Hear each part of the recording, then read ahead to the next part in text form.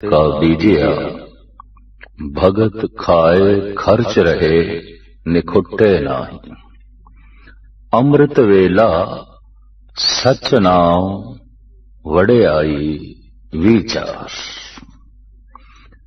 धन गुरु ग्रंथ साहब जी महाराज की बाणी ने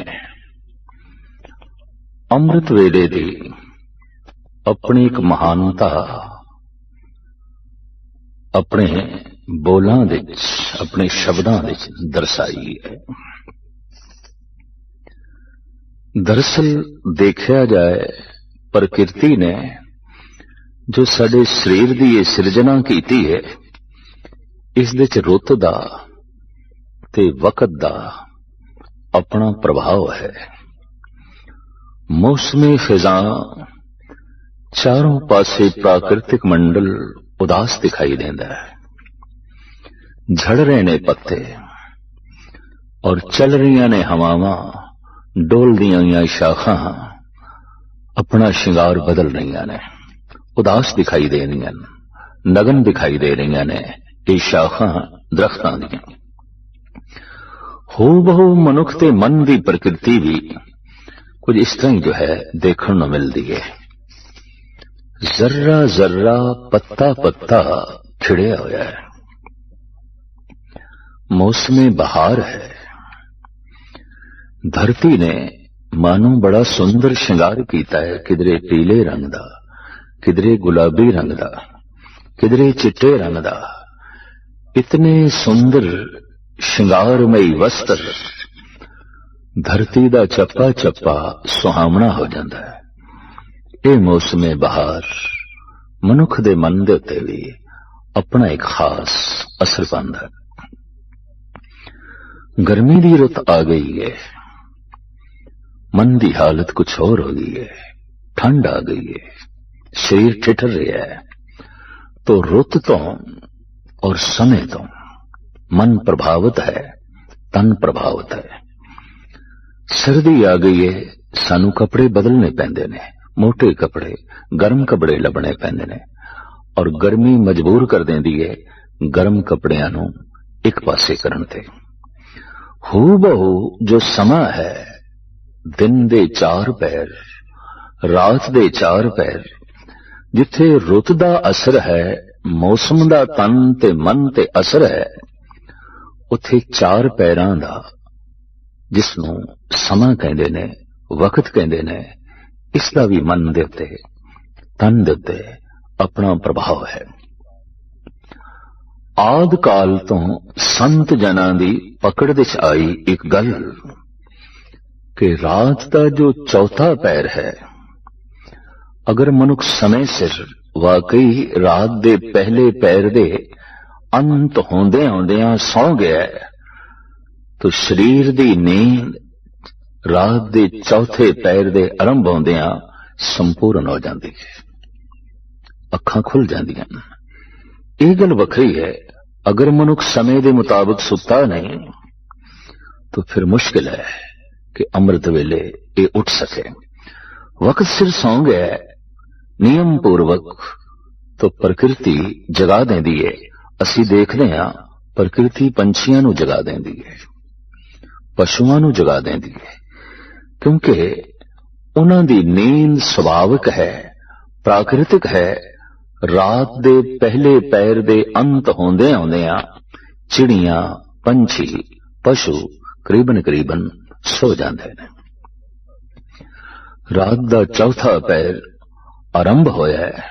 चहचहांदे हुए पंछी उठ बैठते ने, गौआं उठ बैठदियां ने, बछड़े बोलन लग पैंदे ने गौआं दे। सारे दा सारा पशु जगत समय तो प्रभावित है। वक्त सुलांदा है, वक्त जगा देंदा है। मनुख ने अपनी नींद नू प्राकृतिक नहीं रहन दिता और किधरे किधरे अपने जागण नू भी प्राकृतिक नहीं रहन दिता। वैसे तो देखा जाए इहदा खान पान पैरान भी प्राकृतिक नियम के मुताबिक नहीं है। यही कारण है कि जैसे मनुख प्रकृति तो दूर होंदा गया, परमात्मा तो भी दूर होंदा गया। परमात्मा दे निकट आने लई इसनू प्रकृति दे निकट आना ही पेगा, प्रकृति के प्रभाव नूं कबूल करना ही पएगा और उहदी नियमावली नूं जिंदगी का अंग बनाना ही पएगा। तो बहुत पुराने समय तो जो अध्यात्मिक चिंतन करते सन, हर वक्त मन नाल जिन्हां दी घोल रहिंदी सी, मन की साधना ते तल ते जीण वाले अंतर्मुखी पुरुष, उन्हां दी पकड़ दे च आया रात दा चौथा पैर भजन लई बड़ा सहायक है, बहुत सहायक है, मदद करता है। कहंदे ने ढंग नाल भोजन कीता होवे रात नूं तो भोजन आलस पैदा करके नींद लियाउंदा है। ये नींद उस भोजन नूं पचा देंदी है और जब नींद पूर्ण तौर ते पचा देंदी है, भार हल्का होंदा है, आलस मध्यम होंदा है, ये जाग पैंदा है। दोबारा शरीर नूं भोजन दी लोड़ है ते हुण शरीर नूं भजन दी भी लोड़ है। मन भजन भी चाहता है। इस समा कहंदे ने 100 लुकमे दिन दे ते 1 लुकमा सुबह दा। सारी दिन दी साधना ते अमृत वेले दे 1 पल दी साधना बराबर हो जाती है। समा मदद करता है। धन गुरु नानक देव जी महाराज ते साफ कहंदे ने, जे एक होए तां उगवे, रुत्ती हो रुत होए। एक ते बीज ठीक होवे, मुकम्मल होवे, पर बीजण वाली रुत भी ते चाहिदी है। मौसम दे अनुकूल जो किसान बीज नहीं बीजदा, सही ढंग नाल प्रफुल्लित भी नहीं होंदा, वो पूर्ण फसल नाल अपने घर दे कोठे भर भी नहीं सकेगा। तो ये जो रात दा चौथा पैर है, इसनूं साडे देश दे प्राचीन सनातनी ऋषियां ने कहा ये ब्रह्म मुहूर्त है, ब्रह्म दे चिंतन दा समय है, ब्रह्म नाल जुड़न दा वक्त है। इसनूं धन गुरु नानक देव जी महाराज ने अमृत वेला आख्या। ऐसा समा जद अमृत दी वर्षा हो रही है। इसनूं इस्लाम दे महान बानी मोहम्मद साहब ने कहा अलल सुबह, अल्लाह दी सुबह, अल्लाह दी सवेर, ओ सुबह जो सुभावक अल्लाह नूं चेते करा देंदी है। थोड़ी जिहां भी किसी मनुख दे अंदर अंतर्मुखी होने दी जागृति है तो यह समा बहुत मदद करता है, बहुत मदद करता है। धन गुरु रामदास जी महाराज दा फरमान, हर अमृत वेले वत्ते का बीजिया, भगत खाए खर्च रहे निखुकते ना। अंतिश करन दी धरती दे जो अमृत वेले नाम दा बीज बो छड़दा है, बरकतां नाल झोलियां भर जांदियां ने। वो लोक परलोक अपना सुहेला कर लेंदा है।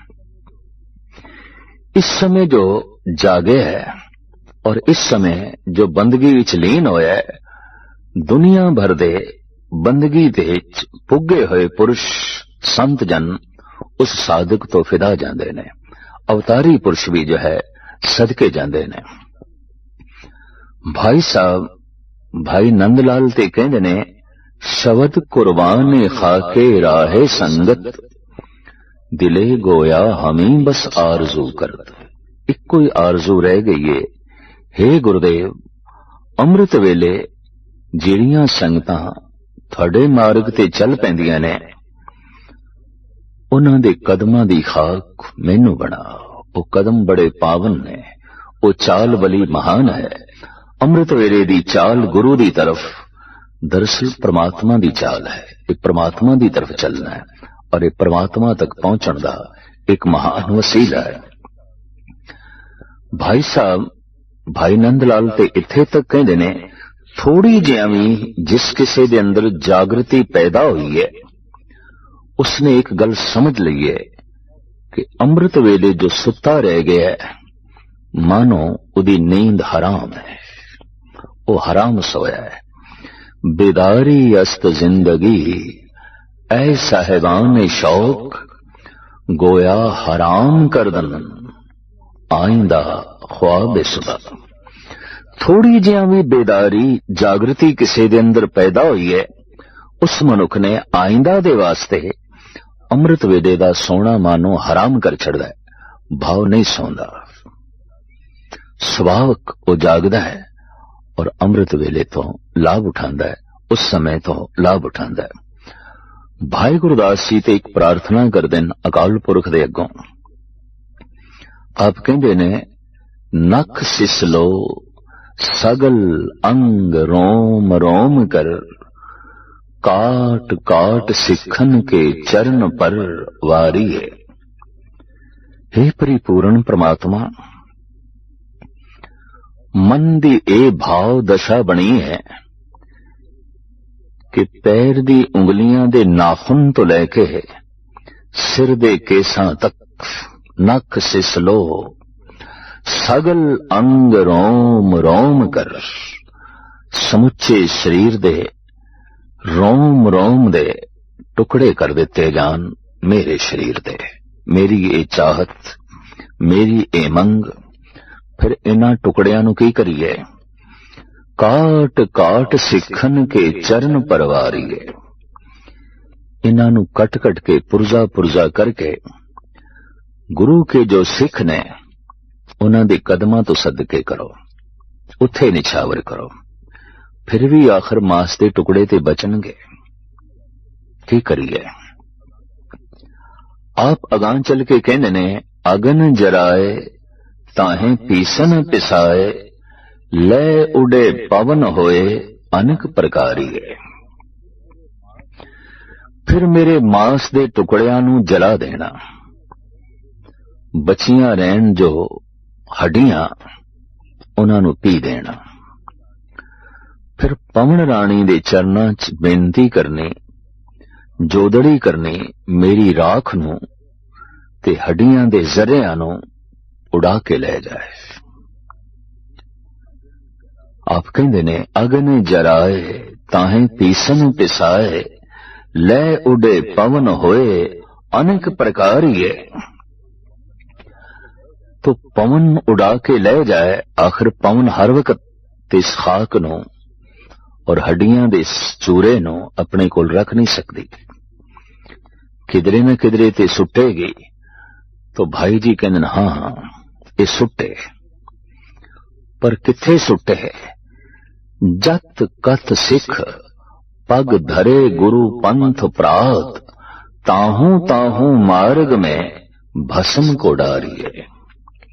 जिधर किधरे किसी भी शहर दे किसी भी कस्बे च किसी भी थां ते सिख अमृत वेले उठ के सत्संग दी तरफ चल पिया। पवन राणी नूं कहना मेरी मांस दी खाक ते हड्डियां दे चूरे नूं उसदे कदमां दे च विछावे, उसदे रस्ते दे च विछावे। जत कत सिख पग धरे गुरु पंथ प्रात, ताहू ताहू मार्ग में भस्म को डारिए। तह पद पावकत चरण लिव लागी रहे, दया के दयाल मोहे पतत उधारिए। हे परिपूर्ण परमात्मा, इस तरीके नाल मैं पतत दा भी उधार हो जाएगा। दरअसल अमृत वेले गुरु दी दिशा और जान वाले मनुख दे कदम अत्यंत पावन ने, महान है। चाहो नाल उमंग नाल जो समय सत्संग दी तरफ चल पिया, जुड़ के कीर्तन सुन रहे है या बैठ के वाहिगुरु मन दा जप कर रहे है, देवी देवते उस तो फिदा जांदे ने, कुर्बान जांदे ने, सदके जांदे ने। भाई गुरदास जी ने इस संबंध विच जो एक पौड़ी की रचना की है, बेशकीमत है और बेमिसाल है। आप कहंदे ने चरणों दुख होए सुरसरी, तज बैकुंठ जगत विच आई। सुरसरी गंगा मिथ ये कह रही है कि गंगा ब्रह्मे दे करमंडल दा जल है, विष्णु दे चरनां दा जल है, शंकर दियां जटावां दा जल है। ऐसा साडे देश दे प्रचलन है इस मिथ दा। करमंडल दा पानी विष्णु दे चरनां ते डोलिया ब्रह्मे ने। ये जल आण के गिरिया शंकर दियां जटावां च और उस दे चों ये निकली गंगा दी धार। ठीक जैसे गंगोत्री बहुत उच्ची एक चोटी जद निकलदी है, धारा छोटियां छोटियां जी लगदियां ने, वाकई जैसे शंकर दियां जटावां होन, और उन्हां दे चों टपकदा होया ये बूंद बूंद गंगा दा जल। खैर इस मिथ नूं जो रूप दिता है भाई साहब भाई गुरदास जी ने, वो काबिल शुनीद है। चरणों दुख होए सुरसरी, तज बैकुंठ जगत विच आई, 900 नदी 99 68 तीरथ अंग समाई। इस पृथ्वी दे ते 12 मास वगण वालियां नदियां भाई गुरदास जी की गिनती के मुताबिक 999 ने। एक घट 1000 जो 12 मास दरिया बगदे ने। भाई जी कहने ने 999 नदियां दे चों गंगा सिरमौर है। उसदे जल दी अपनी खूबी है। हर नदी दा जल अलग अलग है, हर थां दी वायु अलग अलग है, हर जगह रेत दे जर्रे अलग तासीर रखते ने। यही कारण है कि जद कदी किसी दा कोई रोग औषधियां नाल ठीक ना होवे तो पुराने हकीम कह दिता करदे सन, तू आबो हवा बदल ले, पानी बदल ले, हवा बदल ले, टिकाणा बदल ले। और ऐसा देखने दे चाया है, वाकई टिकाणे दे बदल दिया, आब हवा दे बदल दिया, वो तंदुरुस्त होया है, वो ठीक होया है।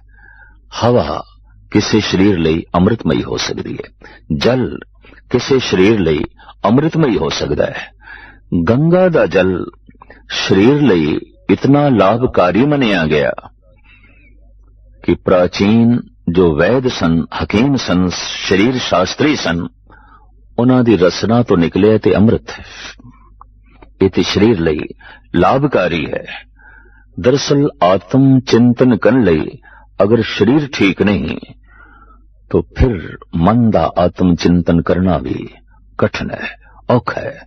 शरीर दा स्वस्थ होना लाजमी एक शर्त है कि शरीर नूं स्वस्थ रखण दे गंगा दा जल वाकई अमृत दा ही काम करदा सी, एक महान औषधि दा काम करदा सी। बहुत सारियां खूबियां इस विच देखियां गईयां। जड़ी बूटियां नाल स्पर्श करदी हुई ये धारा जद मैदानी इलाके विच आउंदी है तो जड़ी बूटियां दा रस ते उन्हां दी तासीर भी लेके आउंदी है। जद इसका कोई पान करदा इस जल दा तो शरीर नवा नरोआ हुंदा है। शरीर दे उत्ते इस जल दा अमृतमयी प्रभाव पैंदा है। ਇਹ ਗੱਲ ਵੱਖਰੀ है, उस जमाने च कहा गया सी इस देश कपड़ा निचोड़ना और थुक सुटना महापाप है, जबकि अब बड़े बड़े शहरों के गटर इस गंगा दे पै रहे ने। महापाप व्यापक पद्धर ते हो रहा है, महान गुनाह व्यापक पद्धर ते हो रहा है।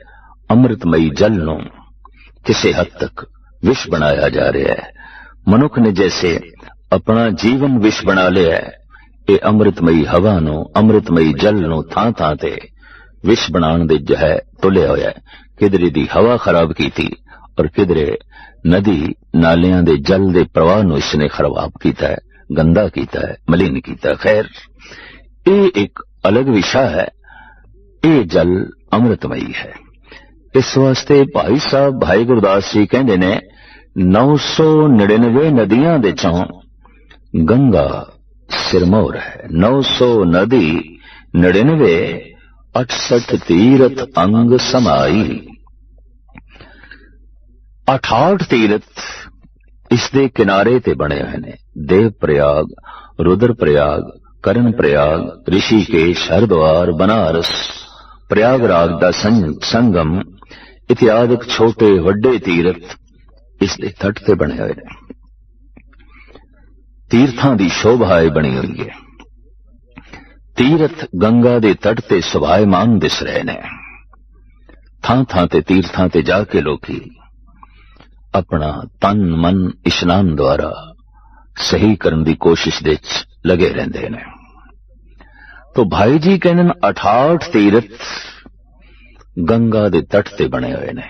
68 तीरथ अंग समाई तेहलो की परवान है, महादेव लै सीस चढ़ाई। इसकी महिमा 3 लोकां दे है और शिव जी ने इसनों अपने मस्तक दे स्थान दिती। देवी देव सरेवड़े जय जयकार बड़ी बड़े आई। बड़ी महिमा है, बड़ी उपमा है। देवी देवते तक उपासना करते ने, नमस्कार करते ने। जद वगदा होया इतना अमृतमयी जल, इतनी वड्डी धारा, तो दिस पैंदा प्रभु दी बहुत वड्डी बख्शिश, बहुत वड्डी रहमत। कहंदे ने सालां बद्दी भी गंगा दा जल बोतलां च रख दईए, गंदा नहीं होंदा, बदबूदार नहीं होंदा, वो अपनी असलियत गवांदा नहीं। ऐसी एक औषधि है। जैसे जैसे वो पुराना होंदा जाए उहदे च नवीनता निखार आंदा जांदा है। तो वाकई ये जल जल ना होके अमृत है। लेकिन हुण भाई साहब, भाई गुरदास जी जो अपना नजरिया अंकित करते ने, वो भी अपनी महानता रखता है। सण गंगा बैकुंठ लख, लख बैकुंठ नाथ लेवलाई। एक गंगा नहीं लखा, और एक ब्रह्मे दे करमंडल दा जल नहीं, लखां ब्रह्मंड है करमंडल दा जल जो ब्रह्मे दे हथ दे होवे। एक शिव जी नहीं, लखां ही शिव जी दे मस्तक दा जल, और एक विष्णु नहीं, लखां ही विष्णु दे चरनां दा जल। सण गंगा बैकुंठ लख, और एक बैकुंठ नहीं, लखां बैकुंठ, लखां गंगा, लखां विष्णु दे चरनां दा जल, लखां ही शिव जी दे मस्तक दा जल, और लखां ही ब्रह्मियां दे करमंडलां दा जल। सण गंगा बैकुंठ लख, लख बैकुंठ नाथ लिवलाई। साधु धूर न पुजने, साध संगत सतगुरु शरनाई। अमृत वेले सत्संग विच बैठ के जो अपने मन की साधना कर रहा है और सुरत शब्द दे जोड़ के बैठा है, भाई गुरदास जी कहते हैं उसके कदमां तो लखां गंगा कुर्बान कीतियां जा सकदियां, सदके कीतियां जा सकदियां। वो इतना महान है। फिर सतगुर दी बाणी ते खुल के कहती है, जन के चरण तीरथ कोट गंगा। ऐसा जो पुरुष है ओदे चरनां दी जड़ी धूड़ है मानो करोड़ा गंगा दा इशनान है। उसका आत्म चिंतन अमृत वेले दा चरण जिथे रखेगा रेत दे जरियां नूं अक्सीर बना देगा। इतनी महानता है उस समय साधना करन दी। देखिया जाए पंछियां दे खूबसूरत नगमे उस समय सुनन नूं मिलदे ने, चहचहाट, कलोल, खेड़ा ते खुशी। ऐसे समय अगर कोई सुता रह गया है तो उस तो ज्यादा होर कोई बदकिस्मत नहीं है। और उस समय जो उठ बैठा है आत्म चिंतन लई रूहे जमीन दे, उस तो ज्यादा खुशकिस्मत लबना भी औखा है।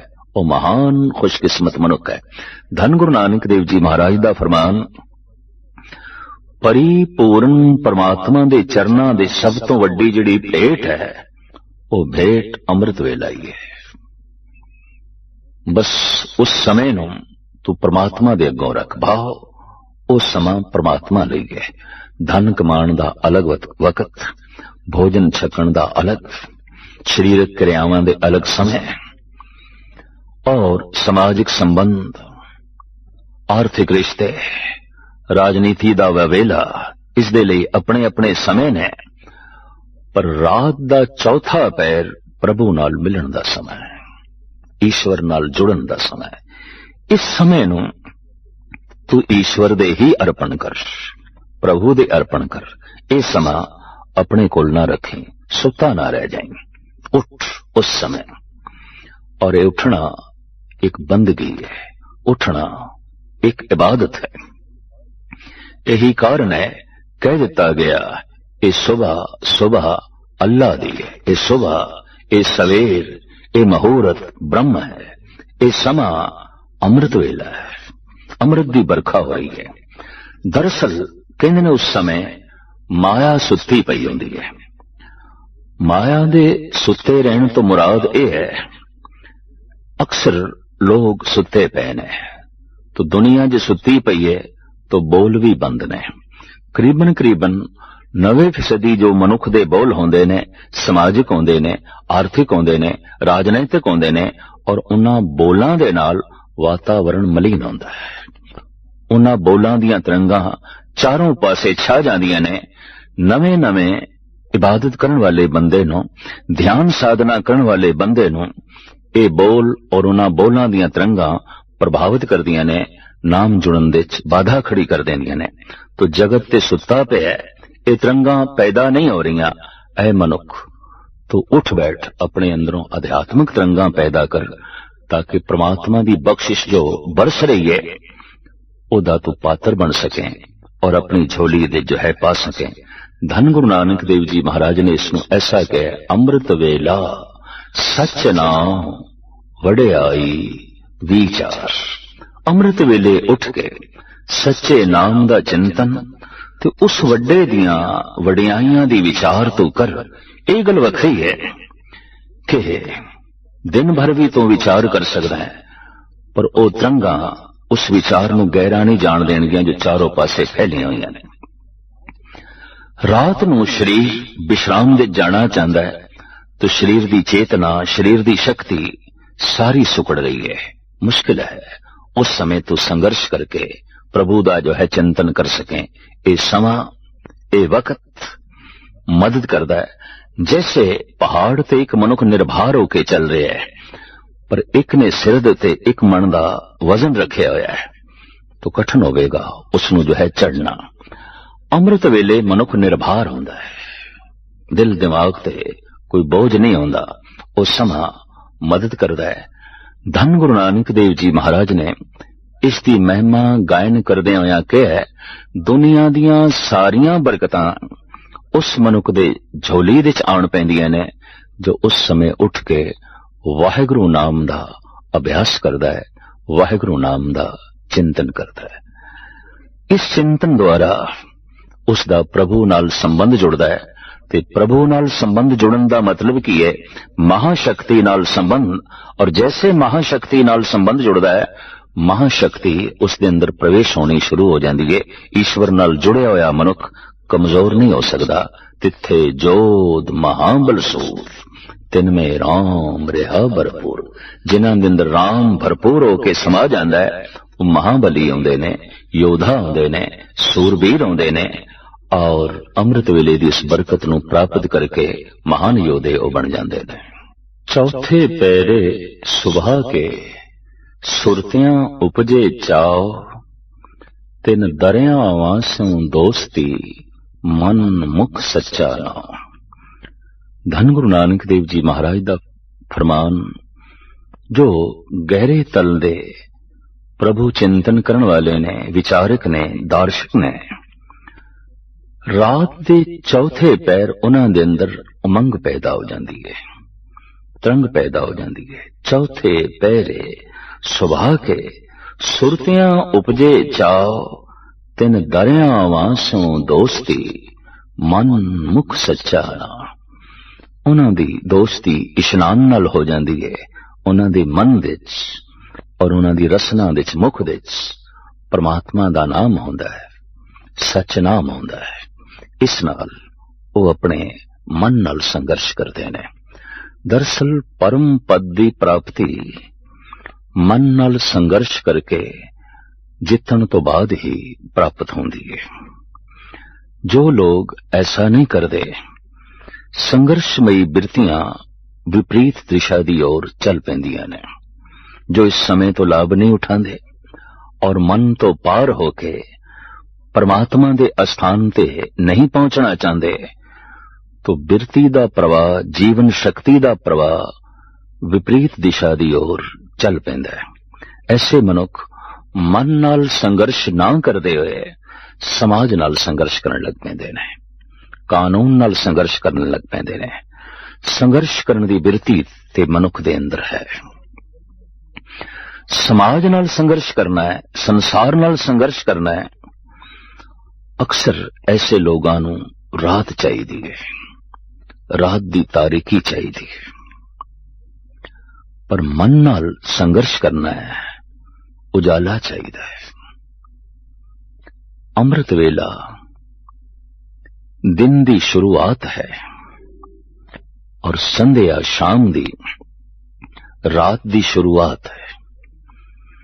कदी गौर नाल देखिए, जिथे मनुख अपनी जिंदगी दे सवेर लियाना चाहता है, चानना लियाना चाहता है, धार्मिक मंदिरां दे बूहे अमृत वेले खुलदे ने।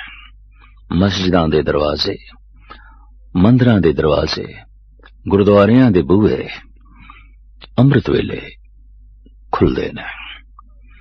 पर जो अपनी जिंदगी नूं तारीकी नाल भरदे ने, अचेतपना अपना वधांदे ने, मन नूं बेहोशी दी दुनिया च ले जाके तारीक मंडलां दे च पहुंचदे ने, ऐसे सथलां दे बूहे दरवाजे अक्सर रात नूं खुलदे ने। शराब खाने ने, जुए घर ने, वैश्यालय ने, क्लब थिएटर ने, इन्हां दी रौनक रात दी तारीकी दी है। धन गुरु ग्रंथ साहिब जी महाराज दी बाणी ने सारे जीवन नूं मंडिया है और आप कहंदे ने कुछ तारीकमई है, कुछ प्रकाशमई है। कुछ प्रकाश दी ओर जा रहे है, कुछ अंधकार दी ओर जा रहे है। कोई प्रकाश दा प्रेमी है, कोई अंधकार दा प्रेमी है। ऐसा सिर्फ मनुखी दुनिया च ही नहीं, पशु पंखियां दे च भी है। बहुत सारी बनस्पति है रात नूं खिड़दी है, दिन दे उजाले दे च, सूरज दियां किरणां दे च मुरझाई रहंदी है, कुमलाई रहंदी है। रात की रानी, रात का राजा, हिमालय दे बेशतर फुल और इधर आसाम दियां पहाड़ियां ते बहुत सारे फुल रात नूं खिड़दे ने और दुनिया उन्हां फुल्लां नूं वेखण वास्ते जांदी है जो रात दी तारीकी दे खिड़दे ने और दिन दे उजाले दे कुमला के झड़ जांदे ने। पर फुल ओ भी ने जो सवेर होंदियां ही खिड़दे ने और पूर्ण उजाला होंदियां पूर्ण जोबन ते आउंदे ने। दिन नाल संबंध है, प्रकाश नाल संबंध है। तो बनस्पति करीबन करीबन ये दो हिस्सियां दे च वंडी होई है। कुछ प्रकाश नाल खिड़दी है, कुछ अंधकार नाल खिड़दी है। अगां चलिए, पशुआं दा जगत देखिए, पंछियां दा जगत देखिए। उल्लू दी जिंदगी रात दी है, चमगादड़ दी उडारी रात दी है, बेशतर मच्छर इन्हां दी जिंदगी रात दी है। बीमारी दे कीटाणु इन्हां दा जीवन रात दा है। रात नूं प्रसन्न होंदे ने, रात नूं उडारियां लांदे ने। और अक्सर ਜਿਹੜੇ पशु पक्षी रात नाल अपना संबंध जोड़ते ने, देखण दे चाया हिंसक ने। मच्छर जीव जंतुओं दा खून पींदे ने। बेशतर दरिंदे रात नूं अपनी शिकार ते जो है चलते ने। सप रात नूं खुड़दे चों निकल के भ्रमण करदा है, ठूमे रात नूं ही भ्रमण करदे ने और दरिंदे रात नूं ही जानवरां ते हमला करके उन्हां नूं चीरदे ने, फाड़दे ने। लेकिन ऐसा भी है, कुछ पशु जगत पंछी पो फुटदियां उठदे ने और दिन भर अपनी चर्या दे च लीन होके जीवन नूं प्रकाश दे बतीत करदे ने। सब कुछ प्रकाश दे जो है करके प्रसन्न होंदे ने, खुश होंदे ने। चिड़ी चवगी पो फुटी वगन बहुत तरंग, अचरज रूप संतन रचे, नानक नामे रंग। इधर पो फुटी, इधर चिड़ी ने चहचहाना शुरू कीता, इधर पो फुटी। इधर संत दे मन ने भी चहचहाना शुरू किया। इधर चिड़िया ने संगीत छेड़िया, इधर संत ने वाहिगुरु दी धुनी छेड़ी। इधर चिड़ी ब्रह्म चिंतन दे चलीन होई, रोज दी क्रिया दे चलीन होई। इधर संत परम आनंद समाधि दे चलीन होया और परम आनंद माणदा होया प्रभु दी प्रसन्नता दा पात्र बनिया।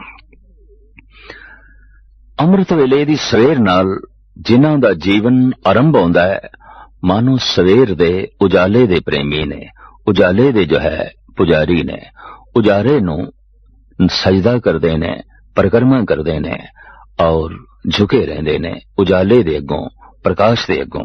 तो बेशतर पशु ने, पक्षी ने जो दिन नाल अपना संबंध जोड़ते ने। जिथे पशु जगत, कीड़े मकोड़ियां दा जगत, पंछियां दा जगत इस तरह वंडिया होया है, मनुखी दुनिया भी वंडी हुई है। जिहड़े जीवन प्रकाशमयी ने, प्रकाश नाल प्रेम करते ने, ये अक्सर सवेरे ही खिड़दे ने और सवेर इन्हां नूं खेड़ा देंदी है। पर जिहड़े जीवन तारीखमयी ने, पूर्वले संस्कारां करके ये रात नूं ही खिड़दे ने, दिन नूं कुमलाए रहंदे ने, मुरझाए रहंदे ने, ये रात नूं ही खिड़दे ने। रात इन्हां नूं खेड़ा देंदी है, रात इन्हां नूं हुलास देंदी है। और इस तरह के लोगों ने क्लब, थिएटर, जुए खाने, वैश्यालय ते शराब खाने नूं जन्म दिता है। ये लोग ही इन्हां दी रौनक ने और ये रौनक रात नूं बनदी है। सारा जीवन इसी तरीके दे नाल जो है आपस दे जो है वंडे होया है। एक दिन दी सवेर नाल, एक रात दी तारीकी नाल जो है जुड़े होया। तो एक गल स्पष्ट हो गई, छोटियां छोटियां घटनावां जिंदगी दे बहुत वड्डे पलटे लियाउंदियां ने। ये सवेर दा थोड़ा जिहा आनंद, थोड़ी जिहा आनंद दी झलक भी जिस दे अंदर पैदा हो जांदी है, वो पूर्ण प्राप्ति दे मार्ग ते चल पैंदा है। तो उसनूं एक गल दी समझ आ जांदी है, मन नाल संघर्ष कीते बिना उस परम आनंद दी प्राप्ति करनी बहुत औखी है। बाधा मन दी है, रस्ते च रुकावट मन दी है, और कुछ भी नहीं। रात दी तारीकी दा जिन्हां दा जीवन है, कई दफा इन्हां दे मन इतने तारीकमई हो जांदे ने, पशु पक्षियां दी तरह हिंसक हो जांदे ने। जैसे उल्लू रात नूं सुते पंछियां दे आलणियां च जाके अंडे चुक लैंदा है, छोटे छोटे उन्हां दे बच्चे चुक लियांदा है, खांदा है। हू बहु डाकू, कातल, दुराचारी, इन्हां सारियां दा कर्म रात दी तारीकी दे च है। इन्हां नूं सफलता भी रात दी तारीकी देंदी है, अंधकार देंदी है। इन्हां नूं अपने काम दी पूर्ति लई, पाया तकमील तक काम नूं ले जाण लई अंधकार चाहिदा है, हनेरा चाहिदा है, रात चाहिदी है। पर मन नाल संघर्ष करके परम आनंद दी प्राप्ति लई इस तरह दे पुरुषां नूं सवेर चाहिदी है, उजाला चाहिदा है। भावें सवेर पो फुट्टी है तो मंदिर विच दीपक जला के बैठणगे, बत्ती जला के बैठणगे। रोशनी दे उपासक, रोशनी दे मुतलाशी, रोशनी दे जो है पुजारी। तो दो ही तरह दा मनुखी दुनिया विच कह लईए संघर्ष है। जो अपने मन नाल संघर्ष करके परम आनंद ते परम पद दी प्राप्ति नहीं कर सके, उस समाज नाल संघर्ष करदे ने, कानून नाल संघर्ष करदे ने, जगत नाल संघर्ष करदे ने। और इस संघर्ष दे जगत नूं चोट पहुंचदी है, जगत नूं हानि पहुंचदी है। लेकिन संघर्षमई बिरतियां ते मनुख दे अंदर हन। जो अपने मन नाल संघर्ष करन नूं राजी हो जाए, साधु। और जो समाज दे नाल संघर्ष करन नूं अपने आप नूं समझा लवे, मना लवे, दुष्ट है। इंज कह लो, पृथ्वी ते या ते साधु ने या दुष्ट ने, क्योंकि संघर्षमई बिरतियां ते मनुख दे अंदर हैगियां ने। तो जो समाज नाल संघर्ष करदा है, समाज दे नियम तोड़दा है, कानून नूं तोड़दा है, मर्यादावां तोड़दा है और तोड़ के अपना मतलब हल करदा है। दूसरे पासे जो साधु है, साधना दे च लीन है, मन नाल संघर्ष करदा है, तो मन नाल संघर्ष की है? लोभ नाल संघर्ष, काम नाल संघर्ष, हंकार नाल संघर्ष। और ये देखण दे च आया है, ये संघर्ष मनुख कलियां ही करदा है। इस विच दूजा तीजा चौथा पंजवां सहायक नहीं आउंदा, बल्कि बाधक ही बनदा है। तन्हाई चाहिदी है, एकांत चाहिदा है, रहे एकांत, एको मन वसिया, आसा माए निरासो। जो समाज नाल संघर्ष करदा है, इनू दूजे तीजे दी लोड़ होंदी है। जो कानून नाल संघर्ष करदा है, संसार नाल संघर्ष करदा है, ये अपना संगठन बना लेंदा है, अपनी जमात बना लेंदा है, गिरोह बना लेंदा है। पर एक गल सच्चाई है, दुष्टां दे गिरोह होए ने, संतां दे संगठन नहीं होए, अवतारां दे संगठन नहीं होए, परम पुरखां दे संगठन नहीं होए। कल्ली जिंदगी, तनहा जिंदगी। इस वास्ते मैं अक्सर कहंदा हुंदा, कोई देश पूर्ण तौर ते राजनीतिक हो सकदा है, पर कोई देश पूर्ण तौर ते धार्मिक नहीं हो सकता। कोई देश पूर्ण तौर ते धनवान हो सकता है, पर कोई देश मुकम्मल तौर ते धार्मिक नहीं हो सकता। और कोई देश मुकम्मल तौर ते सामाजिक हो सकता है, कोई देश पूर्ण तौर ते व्यापक तौर ते धार्मिक नहीं हो सकता। देश दी ते गल छड्डो, कोई पूरे दा पूरा प्रांत भी धार्मिक नहीं हो सकता, कोई पूरी दी पूरी कौम भी धार्मिक नहीं हो सकती। ते कौम दी गल बहुत वड्डी है, कोई पूरे दा पूरा परिवार भी धार्मिक नहीं होंदा। ऐसा देखण विच आया है। बड़े बड़े अवतारी पुरुषां दे घर दे च, परिवार दे च भी बहुत वड्डे अधार्मिक पुरुष पैदा होए। कंस अधार्मिक है, पर वक्त दे अवतारी पुरुष, द्वापर युग दे अवतारी पुरुष श्री कृष्ण दे ओ मामा ने। लेकिन समय दा अधार्मिक पुरुष प्रहलाद दे पिता ने हरनाकश, अधार्मिक पुरुष। धन गुरु अर्जन देव जी महाराज दे वड्डे भराता ने बाबा पृथ्वी चंद, गुरमत तो बिल्कुल उल्ट। गुरु अर्जन देव जी दे विरोधी, सच दे विरोधी, कोमल हुनरां दे विरोधी, धर्म दे विरोधी। पूरे दा पूरा परिवार भी धार्मिक होवे, इतिहास दे च ऐसा देखण नूं नहीं मिलदा। मीरा धार्मिक है, उसका पति नहीं है। सुकरात धार्मिक है, उसकी पत्नी नहीं है। पर हां, पति धनवान है, पत्नी धनवान है, पिता धनवान है, पुत्र धनवान है। सारा परिवार धनवान हो सकता है, सारी कौम धनवान हो सकती है। जैसे कहंदे ने, रूहे जमीन दे जिथे जिथे यहूदी वस रहे ने, धनवान ने, चोटी दे धनवान ने।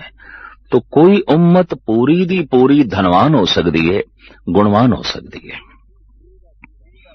कोई देश पूरे दा पूरा संपन्न हो सकता है, शक्तिशाली हो सकता है, धनवान हो सकता है। रूहे जमीन ते अज तक एक घाट बनी हुई है, कोई पूरे दा पूरा देश धार्मिक नहीं होया, कोई पूरे दा पूरा परिवार धार्मिक नहीं होया। धर्म व्यक्तिगत है, निजी है। प्यो नूं धन मिल जाता है तो समझ लो पुत्र नूं मिल गया है, पर पिता समाधि लीन हो गया है, लाजमी नहीं पुत्र समाधि लीन होगा। पुत्र समाधि लीन हो गया है तो हुण लाजमी नहीं कि परम आनंद पिता दी झोली दे च भी जो है पै जाएगा। तो ये निजी है। और यही कारण है कि मन नाल जद कोई संघर्ष करन नूं चलदा है तो पिता सहायक नहीं होंदा, ना पत्नी सहायक बनदी है, ना भरा सहायक बनदा है, ना पुत्र सहायक बनदे, बन ही नहीं सकते। अंदर दी दुनिया दे विच ये सारा परिवार, ये कौम, ये देश प्रवेश ही नहीं कर सकता। मन नाल संघर्ष कलियां करना पेगा। इस वास्ते सत्यवादियां दे टोले नहीं होंदे, डाकुआं दे टोले होंदे ने, दुष्टां दे गिरोह होंदे ने, चोरां दे गिरोह होंदे ने, संतां दे नहीं। तनहा, कल्ले, टावा टावा। कहंदे ने, चंदन तर न बन बन, ਸਾਧਨਾ ਪੁਰ ਮਾਏ। ਹਰ ਜੰਗਲ ਵਿੱਚ ਚੰਦਨ ਦਾ ਬ੍ਰਿਕਸ਼ ਨਹੀਂ ਹੈ। ਹਰ ਗਾਉਂ ਵਿੱਚ, ਹਰ ਸ਼ਹਿਰ ਵਿੱਚ ਕੋਈ ਪੂਰਨ ਸੰਤ ਨਹੀਂ ਹੈ। ਕਿਧਰੇ ਕਿਧਰੇ ਜੰਗਲ ਵਿੱਚ ਚੰਦਨ ਹੈ, ਕਿਸੇ ਕਿਸੇ ਸ਼ਹਿਰ ਵਿੱਚ ਕੋਈ ਇੱਕ ਅੱਧ ਸੰਤ ਹੈ, ਬੈਠਾ ਹੈ, ਆਪਣੇ ਮਨ ਨਾਲ ਸੰਘਰਸ਼ ਕਰਕੇ ਪਰਮ ਆਨੰਦ ਦੀ ਪ੍ਰਾਪਤੀ ਦੇ ਚ ਲੀਨ ਹੈ, परमात्मा तक पहुंचने की जो है कोशिश दे च लीन है। तो जेड़े जेड़े लोग मन नाल संघर्ष ना कर सके वो संसार नाल संघर्ष करने नूं तत्पर हो गए और उन्हां लई समा मददगार बनिया रात दी तारीकी।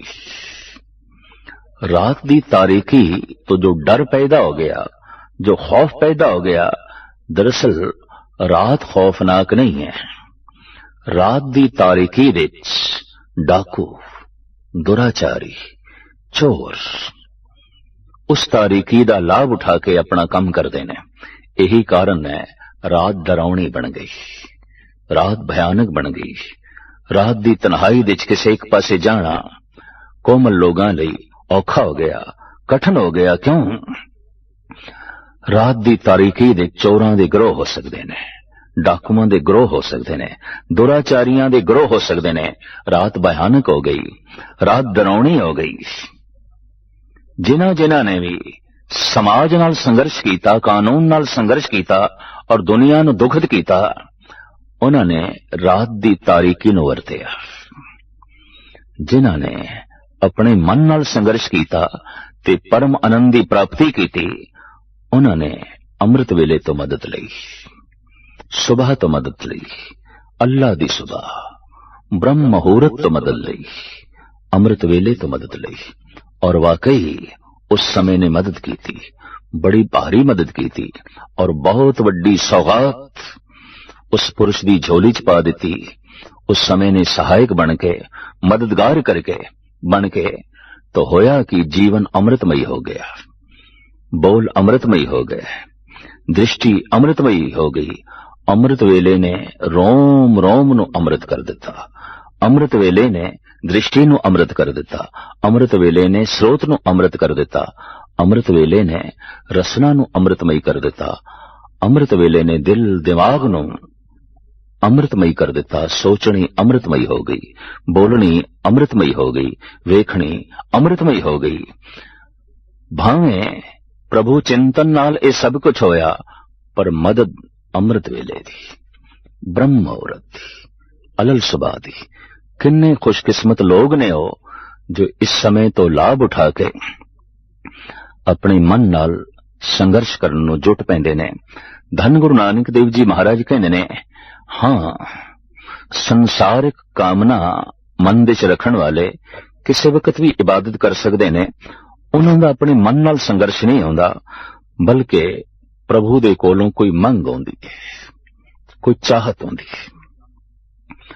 वो चाहत अपनी शक्ति नाल, अपने परिवारिक बल नाल उस वस्तु नूं पा नहीं सकदे, तो प्रार्थना दे अगों, परमात्मा दे अगों प्रार्थना है।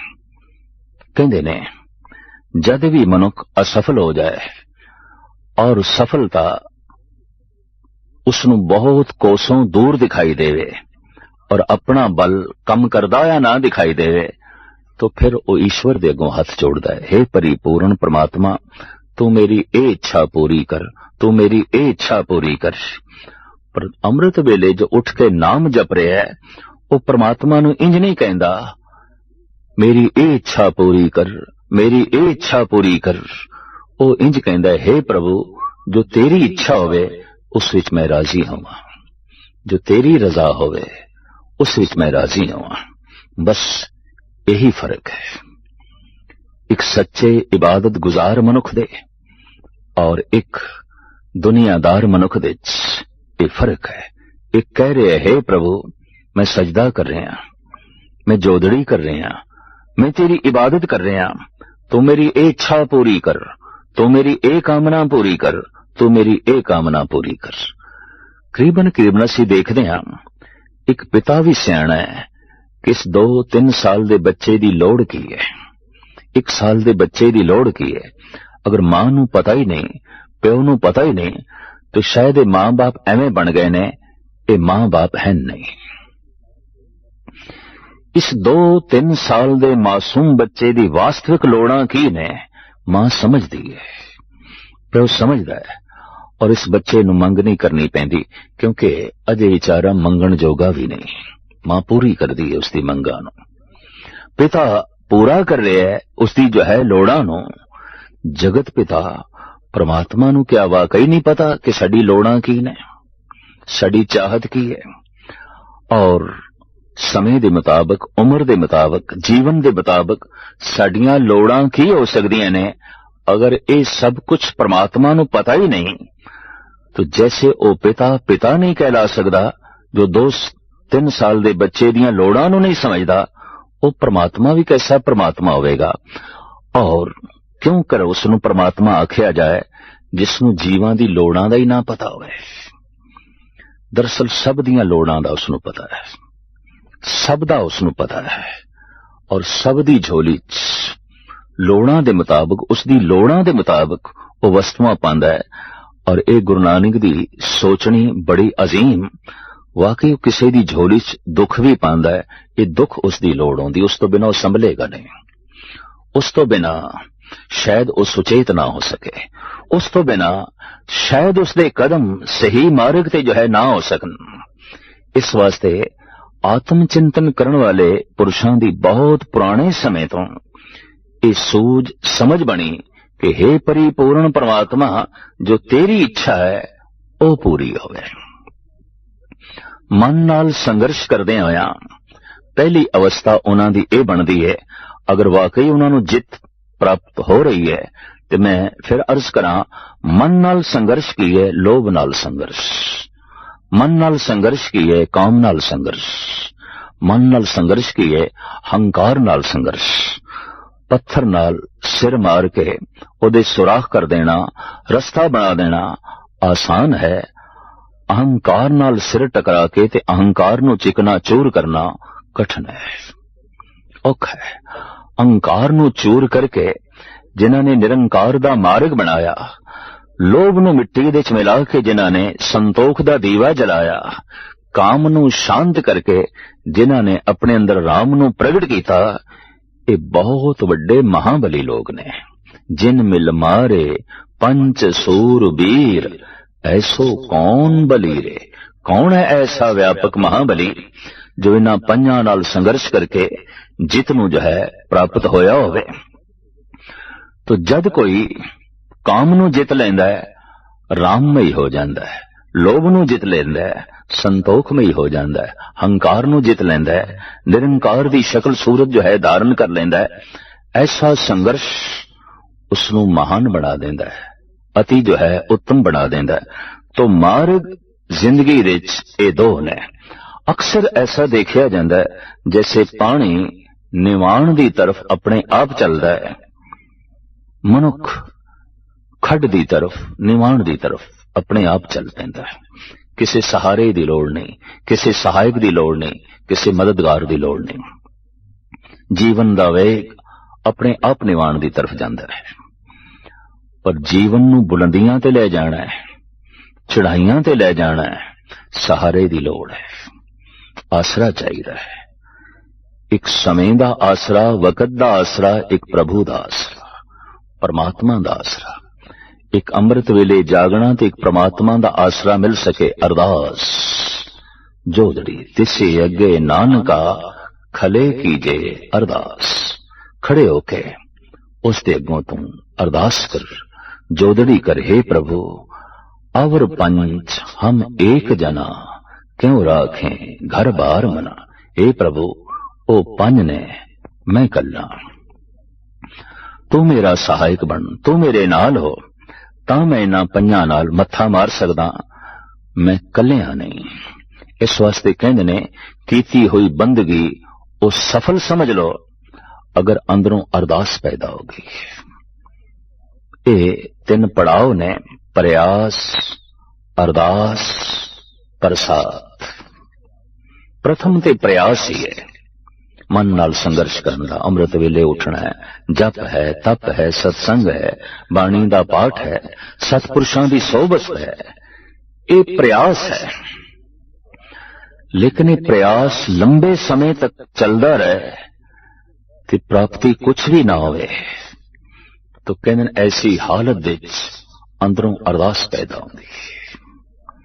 मेरा प्रयास अगर मैनू सफलता दिला सकता है अध्यात्मक तो फिर परमात्मा दा मुल पै गया। मेरा प्रयास ईश्वर दा मुल है, इतना मैं प्रयास करांगा तो परमात्मा दी प्राप्ति हो जाएगी नहीं।